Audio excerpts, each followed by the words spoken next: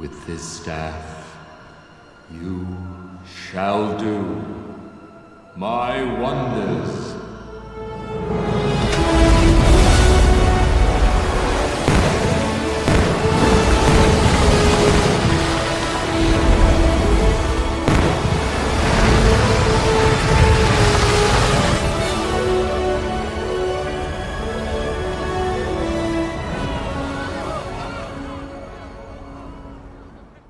Comcast, 46 seconds of opening logos. 2 more sins on the dadgum logos. You know, it really might be time to stop this because it is really getting old. It was barely interesting the first time you did this. Reading. We're still sinning reading? What did I say in Hunger Games video again? Reading. So, if reading is a sin, then the subtitles on these videos shouldn't be there. Just saying, that sounds pretty hypocritical. Yeah, that. Also, adapting the Bible. That may be, an actual sin. Suggesting that adapting the Bible is sinful. I mean, we wouldn't have gotten VeggieTales if people didn't do that. Also, I love that DreamWorks has a content warning at the front of this that basically says, hey, we may have changed your religion a bit, but hope we did you proud. How is it that you read this text as we may have changed your religion when it literally says on the screen that artistic and historical license has been taken? Besides, I still think it's nice to have this disclaimer so that Christians are told ahead of time that this story makes some changes, but it is at least true to the original story's main ideas. I mean, they even add some more text telling you that this story can be found in the book of Exodus, which I think is a cool way of telling them to read the real story themselves after this movie. Let's talk about Yocheved's plan. Look, we all know what happens here. Moses goes on his happy basket cruise and arrives at his destination safe and sound. But is this really the best she could come up with? If you can sneak the kid out of town while the guards are going house to house, haven't you pretty much done what needs to be done? You're gonna just float your kid out into the swamp like this? I feel even more confident sending this, knowing the actual text basically says she left him where she knew Pharaoh's daughter bathed. How she knew that probably deserves its own sin, but let's not get distracted from what bullshit this version of Moses' incredible journey is. First of all, if you read the Bible, then surely you read the part that says that she hid Moses for 3 months, and then when she couldn't hide him any longer, she built this basket to hide him in the river. This implies that the Egyptians were getting more and more desperate, and so she did this to be safe. And she also asks Miriam to watch over him, which happens in this movie as well. Also, when does the Bible say that Moses' mom knew that this is where the Pharaoh's daughter bathed? Trust me, I double checked, and I couldn't find that. Deus ex hippopotami, from the literal Deus. Miriam watches while her baby brother's basket encounters every single reason why you shouldn't put your baby in a river to decide its fate. You know this is a biblical film, right?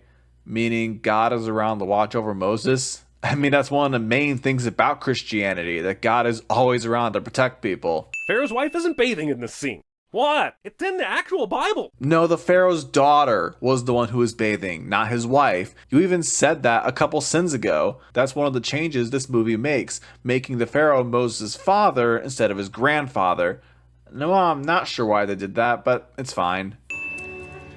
This little girl has just waltzed her way right into the royal fucking palace without being detected. It's not like she's inside the place. Sis sings about how he's safe now because a woman picked him up out of the basket, as though she knows for certain they won't just send that child to the Egyptian version of child services, which would probably be a horrible place with lots of untrained cats, but would still be better than death. It's pretty obvious that Miriam noticed the way she looked at Moses and picked him up, made her realize that she would take good care of him. Attempted fratricide, but also chariot races. Chariot race results say more about the horse and the chariot than they do about the horse-whipping rider. You think that'd matter to these guys? Come on, Moses, admit it, you always looked up to me. Mid-chase puns. Jeremy points things out on the screen cliche. I get that they are entitled royalty kids who might actually go about destroying in the name of racing, but they are young men at this point, easily college age. The idea that they would be so reckless as to fuck up the Sphinx at this old an age is ridiculous. They'd have had most of the rebellion literally whipped out of them by age 13. Go back for just a second. You just proclaimed that these two are entitled royalty kids. That's why it makes sense for this stuff to happen. Why do the gods torment me with such reckless, destructive, blasphemous sons? Bad parenting? How does that make any sense? The Pharaoh is asking why did the gods give him 2 rebellious sons, and you think the problem was bad parenting? Like, this wasn't an A to B, this was more like A to H. I know he will live up to your expectations. Being wrong. So now you're sending movies for characters being wrong? Did you send Thanos for being wrong to destroy half the universe? Because I don't think you did. Is this how they filled wineskins back then? Because it's really wasteful. We're talking about a rebellious man right now, and he's about to drop this wineskin on the high priests. I'm pretty sure it's supposed to be wasteful. Gah! Wasting all the wine, you pestiferous profligates! Jeremy is once again sinning characterization. These two are intentionally rebellious and entitled, so they don't give a crap about wasting wine. Nobody will even notice us coming in. Classic Disney. Wait. Disney? You think this is just a Disney thing? We offer you this delicate desert flower. Sex trafficking. Dude, the movie is aware that this is wrong. These are the bad guys of the film. You're sinning bad guys for doing bad things. Oh, wait, you literally did that with the bad guys. The movie Bad Guys, in case that wasn't clear. As they sling her around like Princess Leia on a chain, I'll remind you, yes, the Bible is horny as f***. Dude, this is the same point as the last one. Double dipping. You will show the proper respect for a prince of Egypt. Roll credits to the promised land. Jeremy sings in a video cliche. As royal chief architect. Does Moses have any experience with... You know what? I get it. Experience isn't the deal here. It's just nepotism and political paybacks. Thankfully, that kind of crap died out long before the 21st century. Don't you think this is the kind of thing that Moses would have been taught growing up? I mean, if he's going to help run Egypt, then that'd be pretty important information to have, no? Moses watches her escape because he is in love with her after 60 seconds time with her. And yes, the Bible is horny as f***. No, Moses felt sympathy for Zipporah and realized she didn't deserve to be treated the way she was. But also, the fact that he ends up exiled and meets back up with her and marries her is, well... This story has a lot of convenience. I suppose it could be taken as God working in mysterious ways, but this story packs more coincidences than Forrest Gump. I'm sorry, but no. You said it yourself. This is God working in mysterious ways. That's something Christians have noted about many stories in the Bible, that a lot of things feel coincidental, and you can conclude that God was working behind the scenes. Even the book of Esther, which doesn't even mention God by name, has weird coincidences that hint to his work. Our mother set you adrift in a basket to save your life! How can she possibly expect Moses to believe this, no matter how true it is? She bumps into him once 25 years after the fact and thinks he should just believe her. That is bold, or stupid, or boldly stupid, or stupidly bold. It doesn't matter if he doesn't believe her. Miriam still has to tell him the truth. The movie has been beating you over the head that she and their mother believed that Moses would be God's deliverer to bring them out of Egypt and slavery. They have been suffering for decades, so better to tell him now, especially since she may not get a chance to see him again. She sings a song he had sung to him when he was a newborn infant, and yet somehow he remembers it. I can't remember which annoying song was stuck in my head last week. Oh wait, yes I can. It was Walking on the Sun. Actually, it's possible for babies to remember music. Well, Moses likely doesn't remember exactly where he heard the song from. The fact that Miriam knows it makes him question it, especially since it was never sung to him by his Egyptian parents. Man, look at these skinny ass f***ing dogs. Feed those things. God damn, where's the royal kibble? That's pretty dang accurate to what dogs were like back in ancient Egypt. I know I just took off a sin, but this hieroglyphic sequence is inventive storytelling, awesome animation, and I'm taking another one off, raw damn it! But also, telling the story of that one time you murdered all the babies by painting it on a wall. Why did you commission a giant temple mural of the baby slaughter? Well, of course they would. It makes the pharaoh look like a hero by sacrificing Hebrews so they don't rise up against them. Egyptians were pretty dang egotistical. He had a bad dream and then woke up and saw a murder wall, and he's just going to turn his life upside down immediately. Whereas when I had a bad dream and woke up to see a murder wall, I just rolled back over and went to sleep and let the FBI keep doing their job. What? What are you talking about? Sometimes, for the greater good, sacrifices must be made. Like eating a Taco Bell? This incredibly dumb joke. They were only slaves. Super racist. Yeah, that's the idea. It makes sense for the bad guy of the movie to be racist. That's what makes him evil. So, you've just learned your father is a baby-killing hate machine. I know times seem tough now, but have a Pepsi. I would have gone with Snickers. What's wrong with Snickers? Is this where you found me? Moses, please try to understand. How does he know this is where he was found? Because there's water here? And he can obviously figure out that his mother comes here whenever she wants to bathe. Where else would she have been to pick him up? Also, how does she know he means his adoption, and why does she immediately drop her guard and tell the truth? Jeremy just showed a scene that had Moses saying, "This is where you found me," and somehow he's confused as to how this woman realized he was talking about his adoption. I swear this man lost his brain once he started becoming a YouTuber. Everything about this staging makes it seem like an accidental death. I know much has been made about how the film team gathered together 600 leaders in faith communities to get everything in this correct, but you're telling me not a single one of them balked at, remember that part where Moses murdered a guard in cold blood, hid the body, and fled out of shame? You know, the part that really drives home the humanity of Moses and how much he needs Yahweh's grace and forgiveness? Yeah, for that part, we're going with whoopsie doodles instead. And this movie still keeps the part about him leaving in shame, since in both this movie and the book of Exodus, even the Hebrews are afraid of him for killing an Egyptian. Also, why the hell did he keep wearing that thing after he left the city? It can only add heat and help him be identifiable. So why'd he wait so long to ditch it? Probably because he was running for so dang long, wasn't thinking about it, and then tripped on a sandal, and that's what caused him to take off his Egyptian clothing. I understand why Moses just surrenders to the sandstorm, but I'm not sure how it doesn't kill him, or at least eat off half his skin. Has the movie ever sandstormed? Have you ever sandstormed? They don't eat off skin. All it does is cause skin irritation, redness, and itching. Maybe do your research next time? Ladies, you've cleaned every inch of me. Whoa, I was wrong. The Bible is horny, yo. I would more say this is one of those inappropriate jokes that DreamWorks likes to cram in to make their movies more edgy. This is only a taste of that kind of humor that they would exploit in the Shrek films. My father, Jethro, High Priest of Midian. Is she the narrator? So, introducing someone is narrating now? I've done nothing in my life worth honoring. CinemaSins. Self-awareness.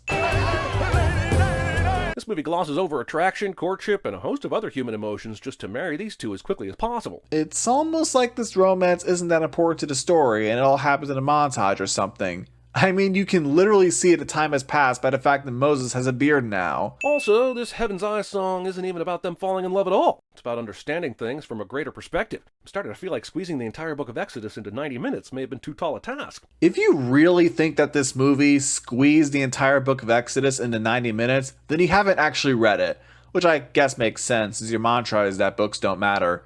This movie only covers the first 14 chapters of a 40-chapter book. The rest of it follows Moses leading the Hebrews to Mount Sinai, where they learn the Ten Commandments, learn how to properly worship God, build the golden calf that they worship, only for Moses to get rid of it, and also build an Ark of the Covenant, and there's probably other stuff that I'm missing. I know every convenience in this movie could probably be chalked up to Providence and all, but... And I'm gonna stop you right there, because you're going to call this a coincidence again, despite already saying you know why it's fine in this movie. I am that I am. That doesn't make sense. This sentence refers to God being the source of all existence and also an unchanging deity. Jeremy doesn't know how to Judaism. Who made the deaf, the mute, the seeing, or the blind? Did not I? Now go! It's kind of a weird flex to brag about creating the disabled people on Earth, and I'm not sure how that even answers Moses' question about why he was chosen, but hey, you're God. You do you, I suppose. Jeremy is manipulating a scene once again. This answer is a reference to Moses asking how he can speak to the Hebrews. God's point is that he caused people to be deaf, mute, seeing, and blind, so therefore he can help Moses speak to the Hebrews and the Pharaoh. I am the morning and the evening star. You keep using this phrase, but no one can tell me who is the afternoon moon. Whatever, funny joke. You should have Googled what this phrase means. This is ancient Egypt, and this phrase references the god Horus, who controls the sun and the moon. This is because Egypt believed that the pharaoh was divine and had access to god-level powers. Ramesses is essentially saying this to boast about his power. Behold, the power of God. Cool snake trick and all, but actually your brother Aaron did that one first. He was also the one that did the bloody Nile thing too. You guys were like a tag team duo, basically a Mesopotamian Penn and Teller. In fact, the movie also leaves out that you're the one that had trouble speaking, so you're the teller in this relationship. The Aaron shade is real, yo. So wait, now you're saying the movie for being inaccurate with the source material? Why are you referencing the book for this movie and not the tons of other films you've seen that are also based on books? You know, stuff like Harry Potter, Lord of the Rings, Hunger Games, or the millions of comic book movies. Why are you making this movie the exception? Ramses' magicians sure need a lot of darkness, shadow, and mirrors. They list all the Egyptian gods, and it's honestly longer than the begat section of Matthew in the Bible. Is that really a sin for this movie? Or is it a sin for Egyptian mythology that they had so many freaking gods? As much as I love Steve Martin and Martin Short, playing with the big boys is kind of a discount, be prepared. How are those two songs like each other in any way? Because they're villain songs? Does that mean this song is now similar to Hellfire? Or Friends on the Other Side? Or Tell your people, as of today, their workload has been doubled. Sweet, cool, awesome. Even the ribbon dancers behind you? Jeremy yells at the screen cliche. So, Moses, How does it feel when you get struck to the ground? In the Bible, Aaron was super supportive and on Team Moses right from the giddy up. But movies gotta put conflict everywhere it can, so welcome to Aaron the Asshole. Again, you're sending the movie for a somewhat poor adaptation, which I would have been fine with if you did this more often, instead of claiming that the books don't matter. I mean, as Matidia pointed out, if you had actually read the How to Train Your Dragon books, you could have seen those movies for being completely different from the source material. Staph infections. Sending this scene. Look, I'm not trying to be sacrilegious or anything, but the frog plague would have been kind of awesome, right? I'm just saying, of the 10, the look a bunch of frogs one seems like a cakewalk. No one in Magnolia seemed all that put out by it. You're also missing the deeper meaning here. Every single plague is a jab at the Egyptian gods. And in the case of the frogs, God was mocking Heket, the goddess of fertility and childbirth. If you know anything about the Ten Commandments, you know that one of them says that God was super jealous that people created their own gods to worship instead of worshiping him. One thing about doing the plagues in a cool 3-minute montage is that you lose all of the wishy-washy Pharaoh stuff where he's all like, okay, fine, go. Psych! And honestly, hearing Ramesses say psych would have been super great. So here's a plague of sin. Jeremy just suggested the word psych be used in a biblical movie. No, that's it. That's the sin. Oh, let me guess. You want me to let your people go.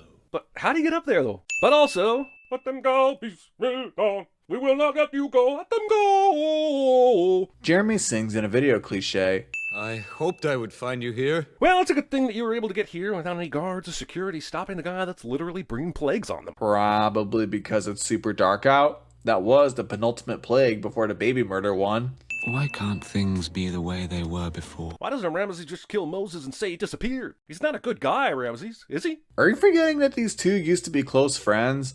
I feel like Ramesses wouldn't want to kill his pretend brother. I am the morning and the evening star. I am the morning and evening star. I am the morning and evening star. I am the morning and evening star. I am the morning and evening star. Morning and evening star. Morning and evening star. Morning and star. Morning and star. Jeremy literally yells at the screen cliche. Take a lamb, and with its blood... What? Where's the blood coming from? How do you get the blood from the sweet tiny little... No! You think that's crazy? Wait until you read the part in the Torah that talks about God asking the Hebrews to sacrifice lambs for him and also place all their sins on other lambs as a way of being forgiven. Yeah, the Old Testament is hardcore.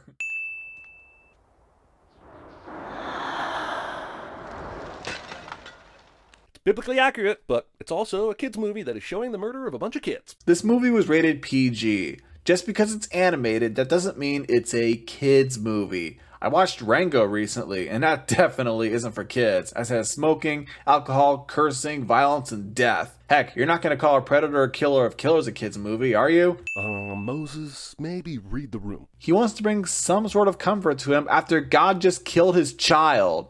It's not something he wanted to happen, so he is reading the room. Letting your baby crawl near a wheel in the first place. How do you know that's what happened? This 4-minute sequence of the parting of the Red Sea took 10 animators 2 full years to complete. It's astonishing work, and worth another sin-off. Agreed. In fact, this video in general has had a lot more sin removals than I expected, probably the most I've seen in a CinemaSins video, so I'll go ahead and take off 3 sins. You see, I'm both Bruce Wayne and Batman. Not because I have to be. Now, because I choose to be.